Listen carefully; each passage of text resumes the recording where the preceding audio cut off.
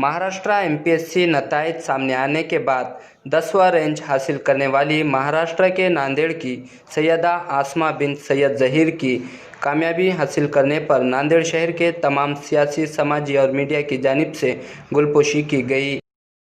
नाम सैयद आसमा है और एमपीएससी मेंस एग्जामिनेशन में मैंने assistant commissioner of sales tax ये जॉब पोस्ट मिली है मुझे।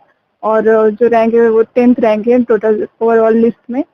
और मैं सबसे पहले खुदा का शुक्र अदा करना चाहती हूँ इस मेरी सक्सेस के लिए।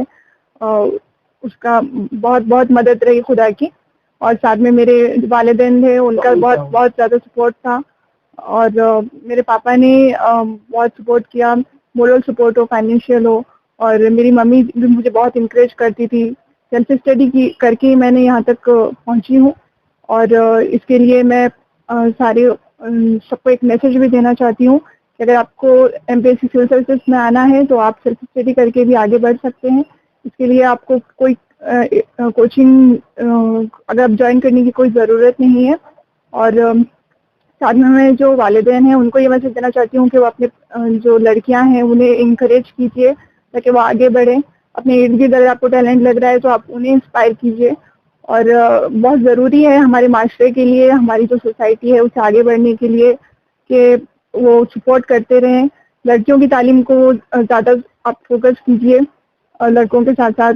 और यही मैं मैसेज देना चाहूँगी। तालीम की शुरुआत मैंने सपा उर्दू प्राइमरी स्कूल से उर्दू मीडियम से की। फिर मैंने खैरुल उर्दू हाई स्कूल यहाँ से 10th अपना पास किया उर्दू मीडियम से।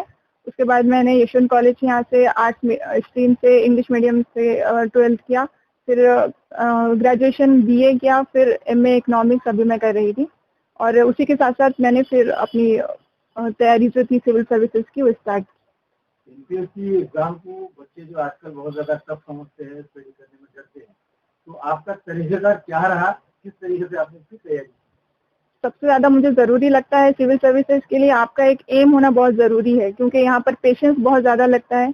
आप एक मरतबा फेल हो जाते हैं फिर आपको दोबारा पूरा साल आपका देना पड़ेगा दोबारा तैयारी करने के लिए। तो उसमें कहीं ना कहीं मुझे लगता है कि बच्चे से टफ समझते हैं वो सारा अपना वक्त देना, उतना पेशेंस रखना। तो मुझे लगता है कि आप उसकी तैयारी कीजिए। सख्त मेहनत तो आपको करनी ही पड़ेगी। और जो एमपीएससी की कमीशन की तरफ से जो क्वेश्चन पेपर्स आते हैं, जो सिलेबस आते हैं, उसके ऊपर आप फोकस रखिए अपना। कोचिंग ज़रूरी नहीं है, आप इसी पर ज़्यादा फोकस कीजिए। यही जल्दी उठती थी और सुबह ही ज़्यादातर फोकस रहता था मेरी पढ़ाई का। मुझे ऐसा लगता है कि आपको कंटिन्यूस पढ़ाई करने की ज़रूरत नहीं है, उसे कंपार्टमेंट्स बना लीजिए, जैसे GS 1, 2, 3, 4 हर एक के अपने अपने घंटे रखिए, क्योंकि एक साथ आपकी कोई पढ़ाई आप कर नहीं सकते एक साथ, वो काफ़ी आपको बोर लगेगा या फिर आपको उसमें दिलचस्पी नहीं रहेगी। तो बीच बीच में ब्रेक लीजिए। आपकी हॉबी है कोई, उसे संभालिए। आप कुछ फिजिकल एक्टिविटी कर सकते हैं आपकी हेल्थ के लिए। तो ये सारे करते हुए आपको पढ़ाई करनी है, और ऐसा नहीं कि आप 10-12 घंटे एक साथ पढ़ लीजिए बैठकर। ऐसे तो कोई कर भी नहीं सकता, इट्स नॉट प्रैक्टिकल।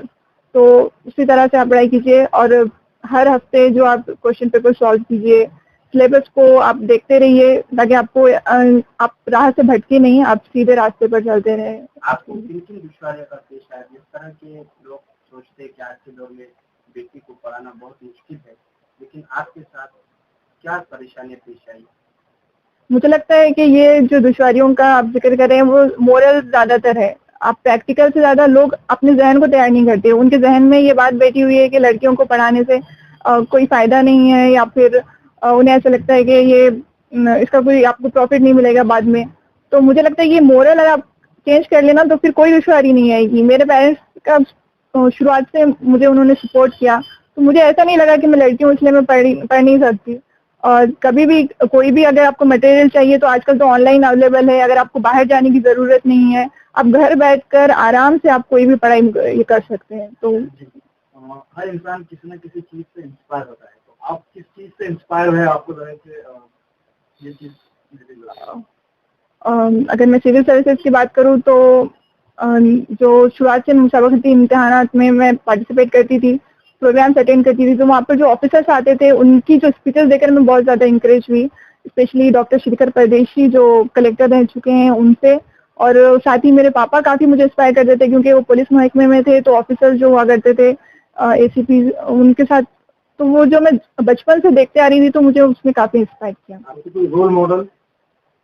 वो मैं अपने वालिदैन को कहना चाहूँगी। मुझे तो सबसे पहले ऐसा लगता है कि एक इकोनॉमिकली आपको एम्प्लॉयमेंट की बहुत ज़्यादा ज़रूरत है फिलहाल, क्योंकि हमारे पास इतना डेमोग्राफिक डिविडेंड है, हमारे यहाँ इतना पोटेंशियल है, यूथ बहुत ज़्यादा है हमारे यहाँ, तो उन्हें अगर हम जल्दी जल्दी एम्प्लॉय करके उसे सही रास्ते पर लगाएंगे तो डेवलपमेंट बहुत जल्दी होगा हमारी कंट्री का। अभी मुस्लिम समाज के जो लेडीज है उनको पढ़ने के बारे में, तालीम के बारे में आप क्या महसूस करेंगे? मुझे ऐसा लगता है कि मुस्लिम जो लड़कियां हैं उन्हें आगे आना चाहिए, और तालीम क्योंकि पूरे फैमिली के लिए बहुत ज़रूरी होती है एक लड़की की तालीम, तो उन्हें आगे आकर अपने माशरे को आगे बढ़ाने की ज़रूरत है। और भले ही कुछ दुश्वारियों का सामना करना पड़ सकता है, समाजी हो, माशी हो, लेकिन जब अगर आप आगे बढ़ जाएंगी तो धीरे धीरे वो दुश्वारियां भी आपको हट जाएंगी आपके रास्ते से और आप आगे बढ़ेंगी।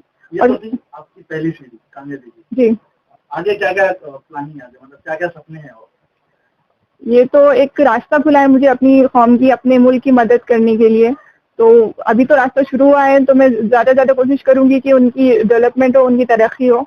और साथ ही पर्सनल लेवल पर तो मैं अभी IAS की तैयारी कर रही हूँ UPSC के लिए, तो इंशाल्लाह वो भी क्लियर हो जाएगा और मैं एक बड़े प्लेटफॉर्म पर जाकर अपने मुल्क की कुछ कर सकती हूँ, ऐसा मुझे लगता है।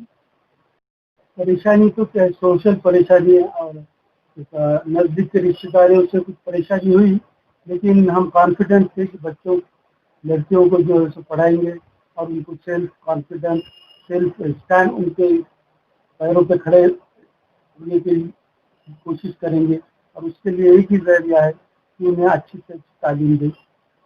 इसका Press the bell icon on the YouTube app and never miss another update.